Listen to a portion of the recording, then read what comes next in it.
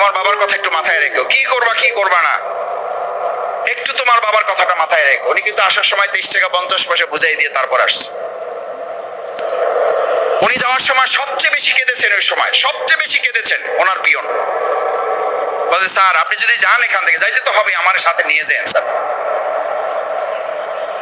তার মানে ওনার সাথে সম্পর্কটা খারাপ ছিল। আমার মা বলতেন যে ওখানকার পিয়ন বা স্টাফদেরকে তোমার বাবা কখনো পিয়ন বা স্টাফ মনে করতেন না, তাকে এই পরিবারের সদস্য মনে করতেন।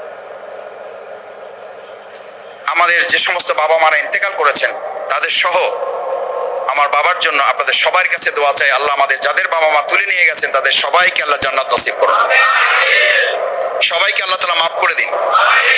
আমাদের যাদের বাবা মা বেঁচে আছেন মেহেরবানি করে আল্লাহ সুবহানাহু ওয়া তাআলা তাদেরকে হায়াতে তাইয়্যিবা কামিলা শিফায়ে আজিলা দান করে তাদেরকে দীর্ঘ নেক হায়াত দান করুন।